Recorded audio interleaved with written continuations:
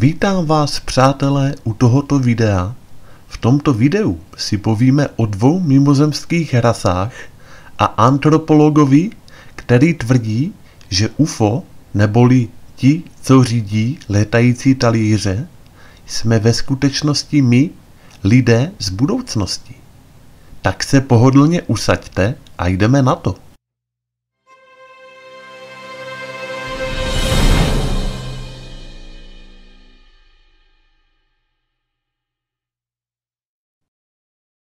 Kdo jsem a jaký je náš původ?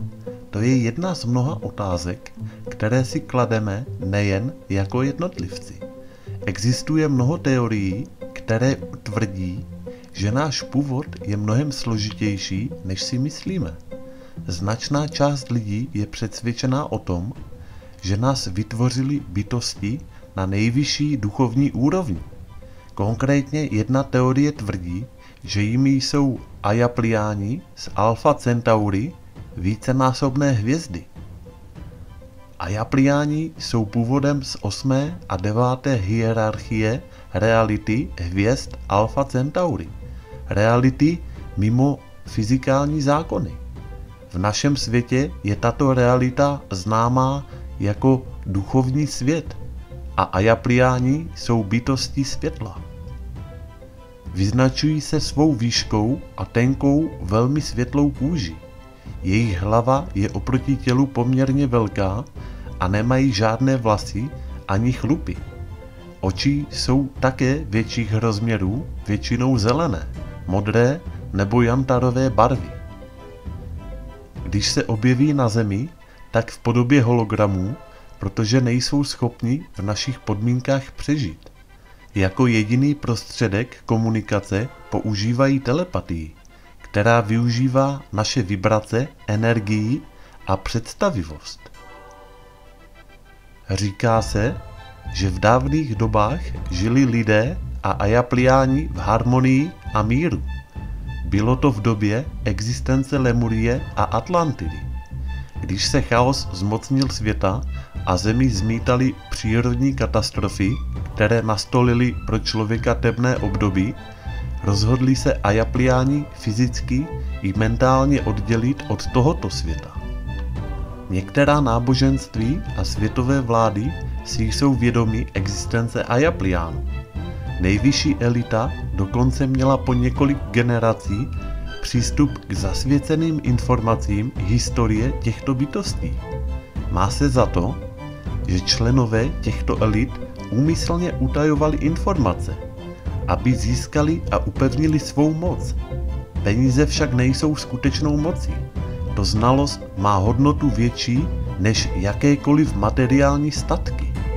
Znalosti těchto bytostí jsou údajně zapsány v knize s názvem The One Bank, která byla rozdána a distribuována tak, aby se svět mohl probudit.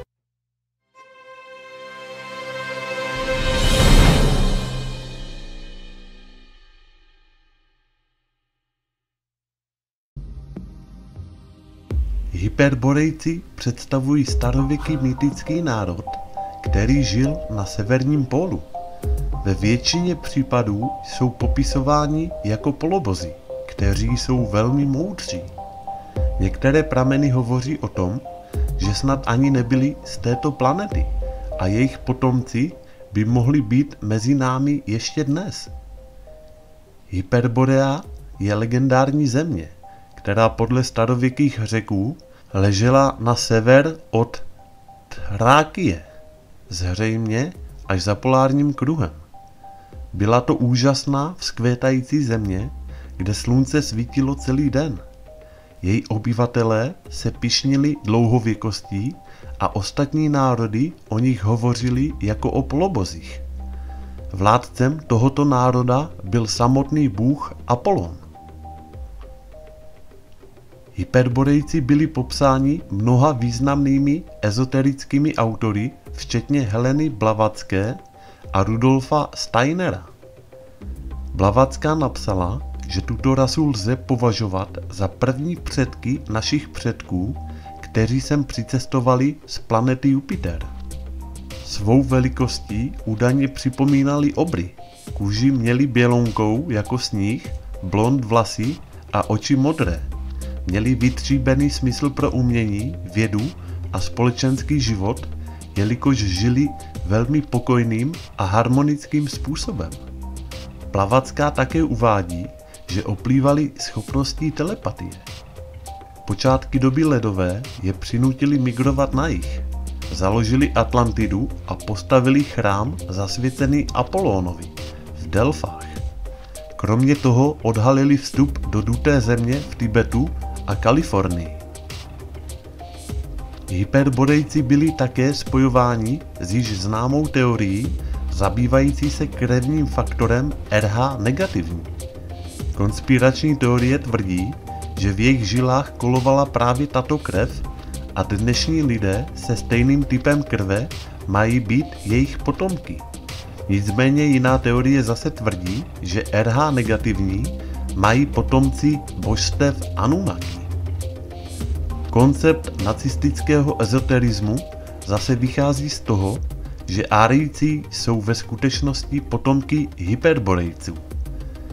Jak je každému známo, árijská rasa se vyznačuje světlou pletí, blond vlasy a modrýma očima, stejně jako Hyperborejci. Právě tato myšlenka spojuje bytosti severního pólu s teorií o tom, že jde o starověké mimozemské bytosti, které se smísily s jižní lidskou rasou.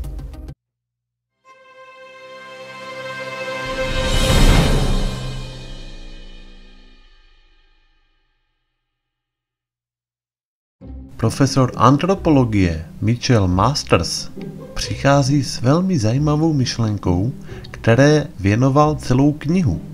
V ní naznačuje, že se možná na celý fenomén UFO díváme ze špatného úhlu. Především tedy hovoří o bytostech, které jej pilotují. Nemusí totiž jít o mimozemšťany, ale o lidi cestující časem, konkrétně z budoucnosti.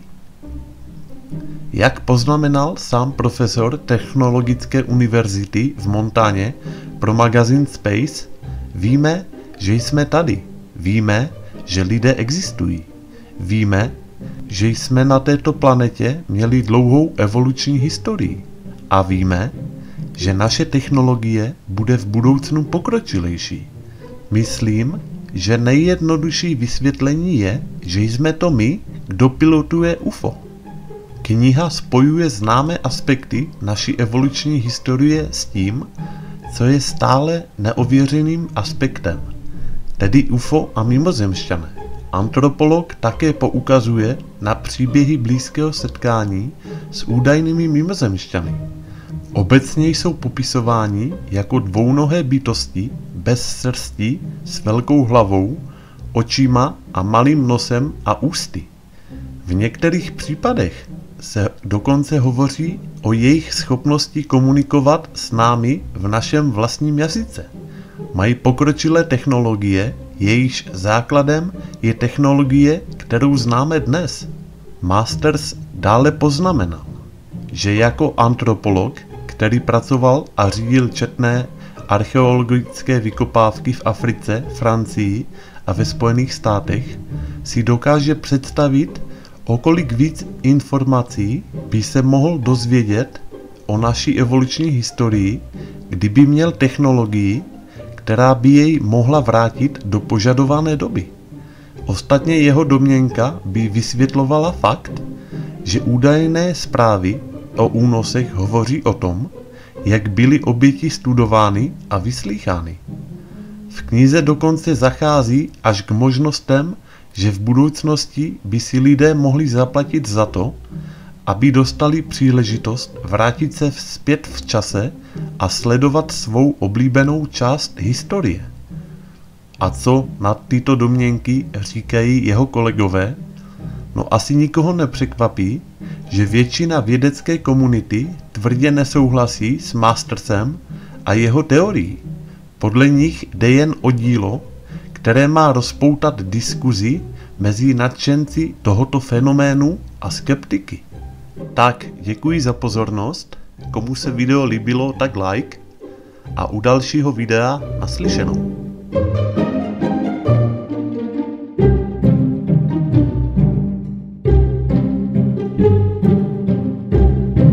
Thank you.